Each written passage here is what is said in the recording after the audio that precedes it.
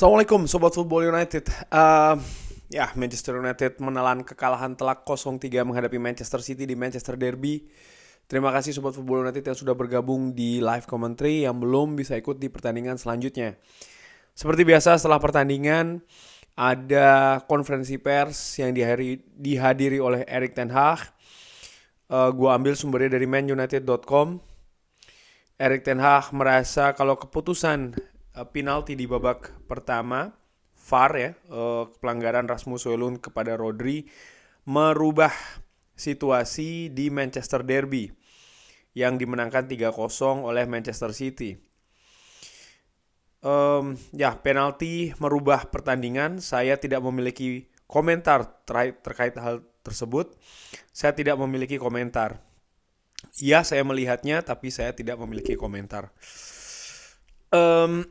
Buat gue gimana penaltinya? Jadi begini, gue berpikir mungkin dari sisi pelanggaran, ya itu ada tarikan dari Rasmus Højlund, tapi terlalu soft menurut gue dari seluruh kejadian penalti tersebut, di mana kejadiannya juga sudah berlalu ya kan, artinya wasit mereview kejadian yang sudah terjadi beberapa kesempatan sebelumnya. Di sisi lain juga kejadian seperti ini menurut gue terlalu, kalau seandainya ini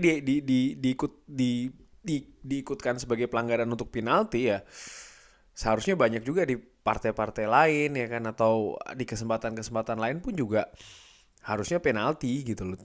Gua merasa terlalu mungkin bahasanya terlalu sadis kali ya hal ini. Dan di pertandingan sebesar ini, di pertandingan setinggi ini ya, artinya ini derby, Manchester United juga tampil, menurut gue sebelum penalti itu tampil oke, bertahan secara bagus, dan tim yang mencetak gol duluan ini lebih memiliki keuntungan. Dan ya sepakat sih gue, setelah gol itu memang banyak perubahan yang tadi terjadi di atas lapangan. Tentang penampilan di awal pertandingan, Erik ten Hag mengatakan khususnya di babak pertama, rencana pertandingan ini berjalan dengan bagus. Hanya penalti yang merubah permainan. Di babak pertama, kita bermain sangat bagus, kita bertahan sangat bagus, kita menutup jarak-jarak, kita juga melakukan pressing, kita membiarkan mereka ini jauh dari gawang kita. Mungkin hanya ada satu penyelamatan yang bagus dari Andre Onana. Mereka hampir tidak menciptakan banyak peluang.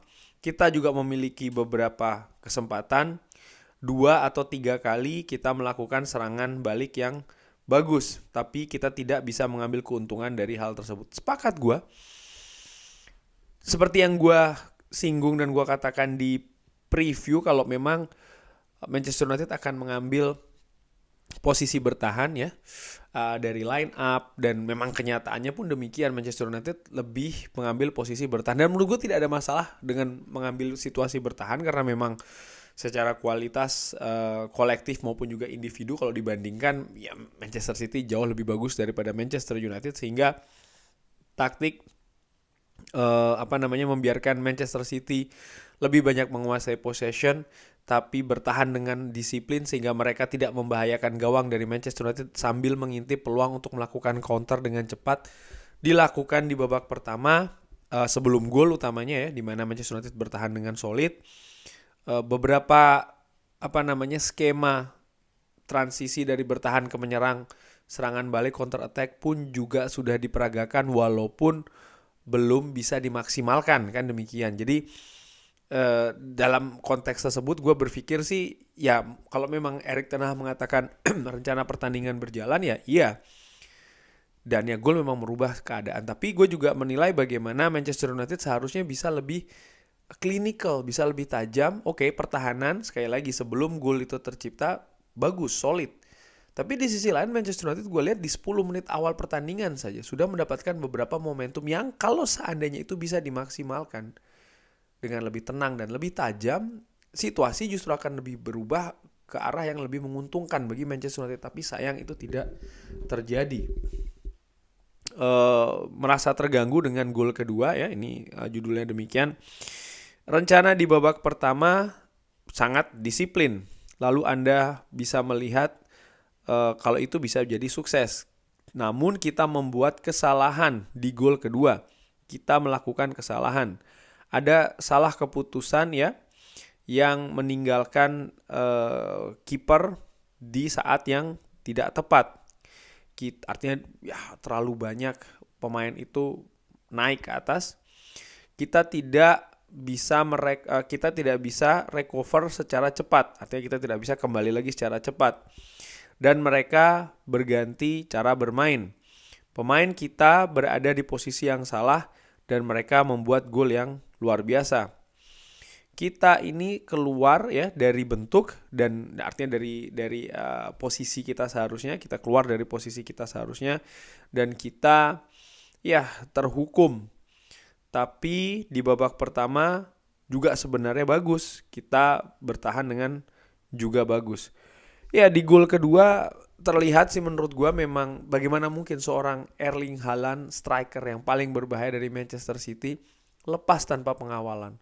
Sementara di babak pertama, seperti yang Erik ten Hag katakan dan itu juga yang gua saksikan, Manchester United bertahan jauh lebih disiplin, jauh lebih rapat gitu. Dan di babak kedua, di menit-menit rawan ya kan di 10-5 menit awal setiap pertandingan dan juga akhirnya itu kan menit-menit di mana sering sekali konsentrasi belum terjalan dan itu yang terjadi. Manchester United mungkin para pemainnya ingin segera meninggalkan atau menyamakan kedudukan, tapi justru mereka tampil berantakan di belakang.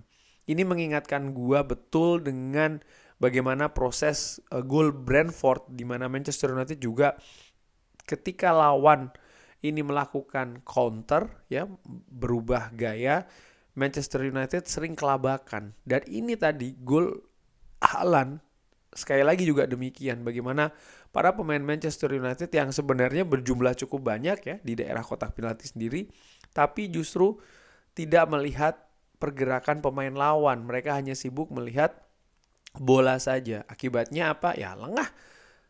Haaland bisa tanpa pengawalan. Sekali lagi Haaland bisa tanpa pengawalan dan menurut gue ini sebuah kesalahan ya, disiplin di lini belakang.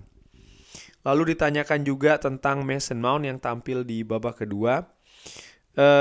Anda tidak bisa mengatakan kalau Anda ini menyesal melakukan pergantian. Kita harus menciptakan sesuatu, kita ketinggalan di pertandingan dan Anda harus bersikap sebagai seorang manajer, khususnya ketika Anda memiliki pemain-pemain di bangku cadangan, Anda harus menggunakannya dan Anda membawa kekuatan yang lebih menyerang di atas lapangan. Ketika Anda memiliki Mason Mount di bangku cadangan, Anda bisa berharap kreativitas ya, beberapa kreativitas. Walaupun menurut gua ya gua nggak tahu ya kenapa tidak jalan di babak kedua. Apakah karena memang salah taktik, salah pergantian, atau memang momentum yang tidak pas karena baru 5 menit babak kedua berjalan, Manchester United sudah ketinggalan lagi. Dan ini kan merubah situasi. Yang tadinya oke untuk mengejar ketertinggalan, tapi justru malah lebih lebar ketinggalannya di waktu yang sangat awal. Ini kan merusak strategi, merusak rencana sebenarnya. Di sisi lain juga di live commentary ada beberapa yang menanyakan juga ya kenapa kok yang diganti Sofyan Amrabat. Ya gue melihat Sofyan Amrabat menerima kartu kuning di babak pertama yang by the way kartu kuningnya juga menurut gua nggak banget ya keputusan wasit mengenai kartu kuning. Dan sekali lagi di pertandingan seketat ini dan terutama di posisinya Sofyan Amrabat ini kan memang rawan membuat pelanggaran. Dan ketika dia sudah mengantongi satu kartu kuning, ini kan sangat bisa banget dia mendapatkan kartu kuning kedua. Dan ketika bermain dengan 10 pemain, selesai sudah. Nampaknya itu yang ingin dihindari oleh Erik ten Hag menurut asumsi gue, sehingga dimasukkanlah seorang Mason Mount menggantikan Sofyan Amrabat dan menarik Scott McTominay yang dari posisi nomor 10 menjadi pivot duet dengan seorang Christian Eriksen. Dan ya gue singgung sekalian Christian Eriksen, pemain ini kan sebenarnya dimainkan dengan tujuan umpan-umpannya yang berkualitas terutama untuk lini depan, tapi di pertandingan tadi gak jalan. Christian Eriksen punya kemampuan, punya kapasitas, sudah diperlihatkan ketika menghadapi FC Copenhagen. Tapi sayangnya di pertandingan tadi enggak gitu loh. Dan gue berpikir menarik Christian Eriksen atau menarik Sofyan Amrabat. itu sih tadi mungkin pilihannya, dan ternyata yang lebih diutamakan adalah menarik Sofyan Amrabat, mungkin sekali lagi dengan amatiran untuk menghindari kartu kuning yang kedua. Tapi ternyata kesempatan di babak kedua yang diberikan kepada Christian Eriksen juga sama saja menurut gue penampilannya tidak jauh berkembang jika dibandingkan dengan babak pertama. Juga disinggung tentang kenapa Rasmus Højlund ini digantikan.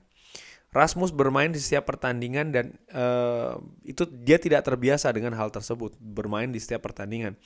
Kita harus bekerja sangat keras untuk melakukan pressing dan Anda harus melindungi pemain-pemain tersebut. Dan juga Anda harus melindungi tim dengan membawa energi yang baru. Anda bisa melihat usaha yang dilakukan oleh Højlund ini sangat luar biasa. Anda harus mengambil satu pemain dan Rasmus itu datang ya bermain dan tidak dimainkan di 3, dan dia tidak biasa bermain di 3 pertandingan dalam satu pekan. Di live commentary gue singgung tentang Rasmus Højlund, bagaimana di pertandingan tadi dia juga tidak tampil maksimal sebagai pemain depan. Oke, dalam melakukan pressing dia bagus, tapi setelah Manchester United ingin melakukan counter dari babak pertama, dia cukup sering melakukan kesalahan keputusan. Bola-bola yang harusnya diumpan ya kan salah arah dan lain-lain. Juga kualitas umpan tidak akuratnya tuh tinggi. Finishing pun juga demikian. Ada kesempatan tadi sempat dia dengan bagus mengambil bola ya kan, back pass tadi dari Phil Foden kalau tidak salah. Dia sudah one on one dengan Ederson, tapi justru pilihan yang dilakukan tidak sukses ya kan. Ada momen di mana dia dijatuhkan oleh Ruben Dias kalau nggak salah, gue lupa. Tapi dia memilih untuk tetap menjaga keseimbangan, di mana menurut gue ini pengalaman yang berbicara. Dia punya peluang untuk jatuh sehingga mungkin akan diberikan penalti, bahkan kartu merah untuk Manchester City karena dia merupakan pemain terakhir. Tapi justru dia dalam tanda kutip ngotot nih untuk bertahan, tetap tidak goyah ya dalam mengejar bola. Hal-hal demikian kan menurut gue oke, mungkin gimana ini datang dengan pengalaman gitu. Dan ya Rasmus Højlund kenyataannya memang masih muda, masih dalam proses perkembangan. Tapi menurut gue tadi ya agak telat ya untuk ditarik Rasmus Højlund. Menurut gue nih secara ringan amatiran, karena impact yang diberikan terutama di babak kedua sangat-sangat minim. Dimana di babak pertama dia cukup banyak membuat kesalahan keputusan terutama, dan juga kualitas umpan yang kurang bagus. Marcus Rashford yang tidak beruntung karena ya gagal memanfaatkan ada peluang di situ. Erik ten Hag mengatakan itu akan datang, momennya akan datang. Setiap pertandingan dia akan mendapatkan peluangnya, dan ini terserah dia untuk memaksimalkannya, tapi itu akan datang. Sama seperti Rasmus Højlund, gue juga melihat Marcus Rashford ini juga minim kontribusinya. Salah satu faktor terbesar menurut gue secara ringan amatiran kenapa mereka ini tidak bisa maksimal, karena juga pasokan umpan dari lini kedua, dari lini tengah, di mana gue menilai Rasmus Højlund dan juga Marcus Rashford ini tipikal pemain cepat, dan pemain cepat ini yang punya kecepatan bagus pastinya. Itu gue berharap kan banyak mendapatkan bola-bola ruangan, bola-bola yang mengharuskan mereka ini lari, sehingga kemampuan atribut kecepatan mereka tuh bisa keluar gitu loh. Tapi tadi tidak, justru bolanya sering bola yang mengarah langsung ke badan. Dan ini ya bukan maksud gue, pasti pemain lawan juga sudah mengawal ya kan, menempel ketat dan sering kesulitan, dan bola pun sering lepas tadi menurut gue, sehingga ya mereka tidak maksimal. Juga ada peran dari lini lain, dalam halnya dari lini tengah dan juga lini belakang, dimana beberapa kali tadi gue ngeliat ya bola-bola direct, tapi bola directnya dari belakang ke depan itu ngepas gitu loh ke orang, bukannya kayak lagi ya bola-bola gantung, bola-bola ruangan di mana mereka harus berlari gitu. Space lapangan sedemikian besarnya, tapi kualitas umpan tadi menurut gue nggak bagus ya, terutama dari pemain belakang dan juga pemain tengah.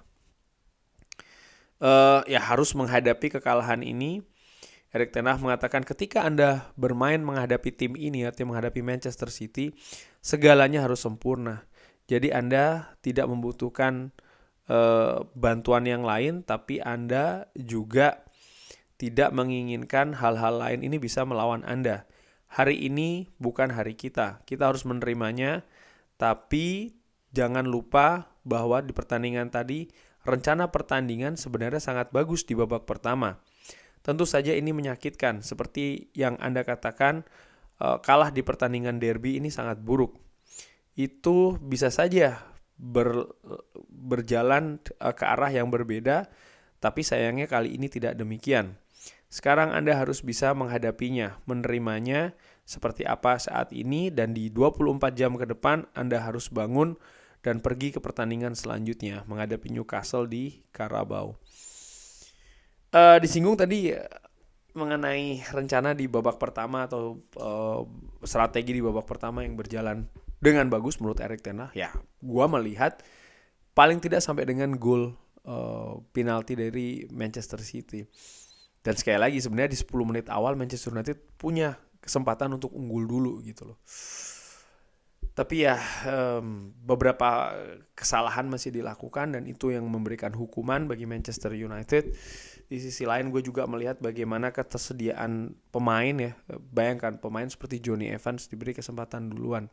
Ini ada apa di lini belakang? Apakah memang Rafael Varane kualitasnya sedang tidak bagus atau seperti apa? Lalu juga bagaimana ya kita Manchester United tidak punya pilihan banyak ya untuk bek kanan, akhirnya Diogo Dalot lagi, dan di kiri lebih memilih Victor Lindelof dibanding dengan Sergio Reguilon. Ini juga menurut gue ada tanda tanya besar di sana.